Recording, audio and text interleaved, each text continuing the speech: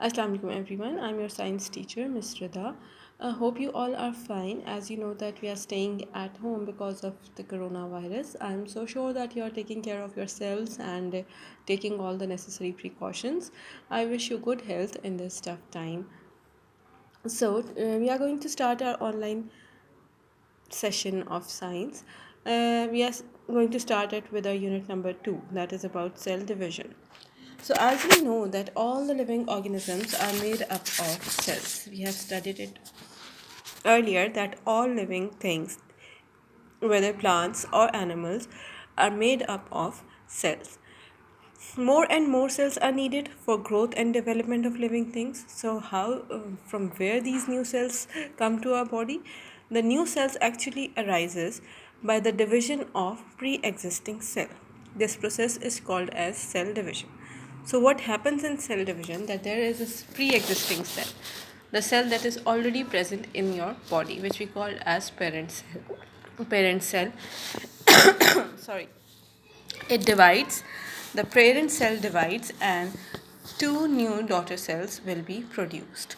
So, the cell that divides, we call it a parent cell, and the new cells that will be formed are called as daughter cell, and this whole process is called as cell division. So, there are different phases of cell division, which we will discuss later.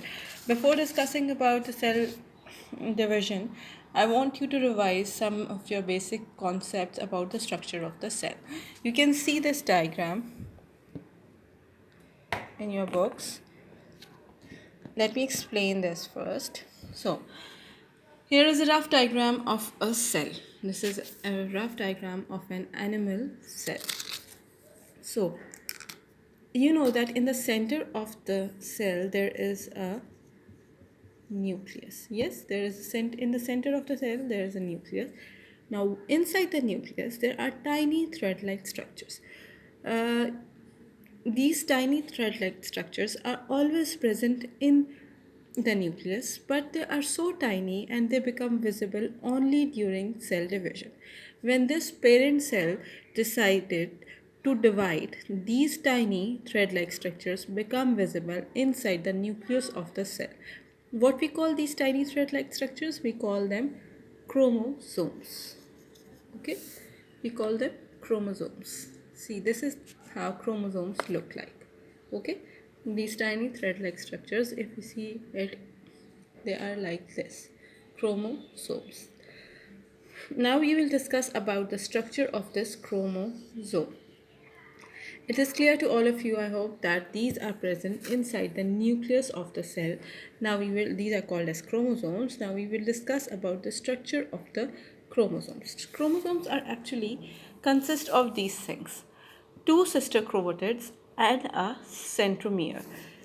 Like two sister chromatids, see, one sister chromatid, then other chromatid, they get attached, and the point where they get attached is called as centromere. So there are three things you must know about the chromosome: that it consists of two sister chromatids, and the point where they get attached to each other, this is called as centromere.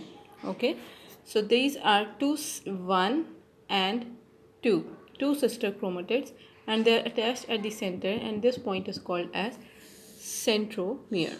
All right, so now we will discuss about this chromatid. Now what these two sister chromatids? Now these chromatids are actually made up of DNA,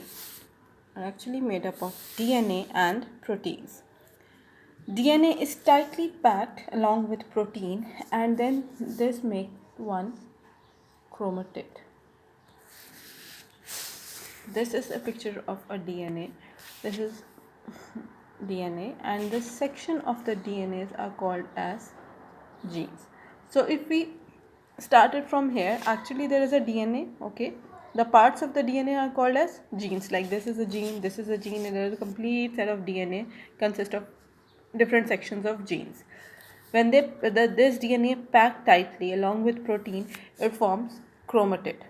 When two chromatids join together, they form chromosomes.